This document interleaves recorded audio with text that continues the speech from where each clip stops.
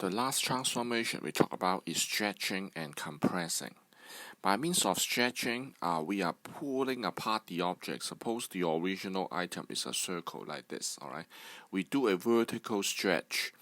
That means we are pulling apart the object along the, using the x-axis as the center line, alright? So these 2 points, they do not change, but then the entire object is being stretched into like an ellipse, alright, by a certain factor. Now likewise, you can do compress. If you have a circle like this, right, you can do a compression that push the object into, once again, a flattened circle like this, alright. So what I just demonstrated was vertical stretching and compressing. So this is vertical stretch. In green is vertical compress. Alright, we are compressing, pushing the object into the center line. Or in stretch, we are pulling the object away from the center line. Alright. Now also we can do left and right. Alright, once again, suppose we have a circle in here. Okay, so we can do left and right stretch. You can stretch the thing left and right. When you stretch left and right, the points on the y-axis, they do not change. Alright. Rather, the whole thing is being pulled to the left and right like this. And likewise, you can do vertical compression. When you do vertical compression, the whole thing is being squished inside, alright, into something like this. It's much thinner. Alright, once again, the points on the y-axis, they do not change. Alright, these are fixed points. In black, these are the fixed points. Like this, these are the fixed points. Alright. So in blue, we have horizontal compression. In orange, we have vertical compression. Alright. A vertical stretch, sorry. A horizontal stretch. It is horizontal stretch. Alright. So what are the change in the corresponding equation? Suppose the original equation is y being f of x. Alright, y is f of x. So when you pull up and down like the purple one, the new equation becomes y is lambda f of x. Lambda will be greater than 1. Alright, lambda will be greater than 1. That is a vertical stretch. Now once again, the theme applies. If the change on the diagram is up and down, then the changes of the equation is outside the bracket, right? It is the same for stretch. It is the same for reflection. If it is reflect up and down, the change is applied outside the bracket. It is also the same for translation. If you move the thing up and down, the changes they are applied outside the bracket. Alright? On the other hand, when you do compression, y will be mu of fx. Mu is a number smaller than 1, bigger than 0. Alright? If mu is less than 0, it becomes a reflection. Alright, so it is between 1 and 0. Alright, if you multiply to a factor smaller than 1, then it is a vertical compression. Alright, the original one is in red and the new one is in purple in green. Okay, once again, the changes is applied outside the bracket. So finally, when you do left and right, once again, the same theme. When you do things left and right, the equation will be changes applied in the equation will be inside the bracket.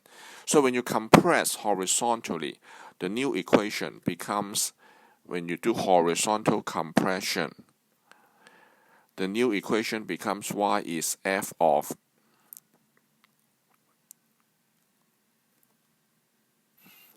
mu x. Alright, mu will be smaller than 1. Alright, now it is an interesting thing here. Oh, I'm sorry, it is lambda. Lambda is greater than 1. Alright. The interesting thing is when the number is greater than 1, it is stretching in vertical, but it is compressing in the horizontal when lambda is greater than 1. Alright. Finally, when you do the horizontal stretch, it is f of mu x, where mu is between 1 and 0. Alright.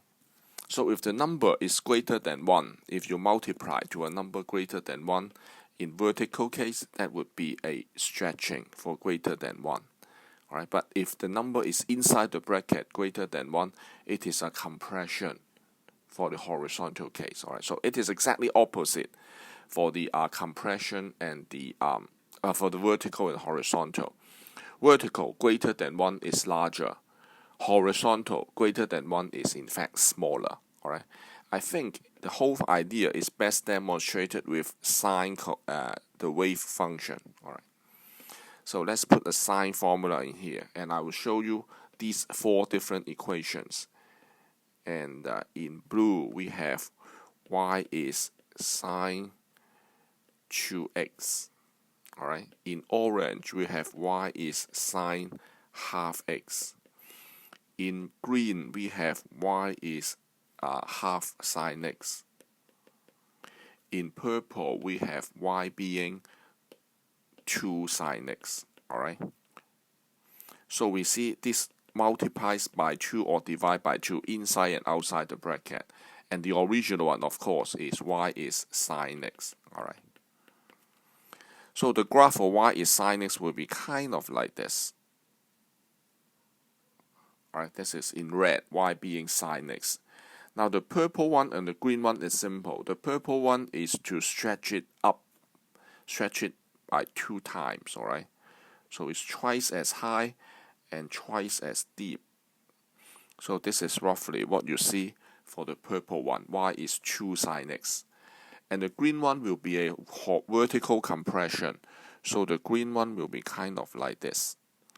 You are compressing the sine function up and down into half of it, right? So the green one is vertical compression.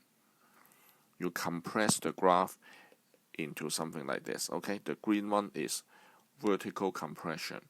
The purple one is vertical stretching. You take the red one and you stretch up and down, all right, so that you have the purple one, all right. Now, the blue one is horizontal stretching. That means you are pushing it left and right so that, all right, it turns into something like this, okay.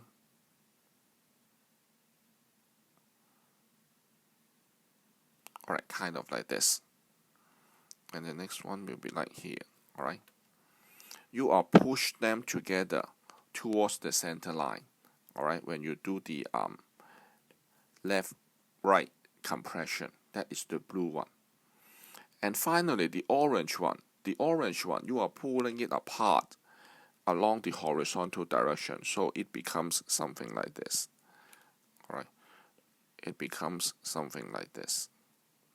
You are pulling the graph left and right. Oh, I missed the one on the left-hand side. It should be kind of like this. Let me think. It should be kind of like this, right? Right? But there's no change in up and down. So I hope this color diagram will help you to identify the effect of up and down, left and right, stretch and compression.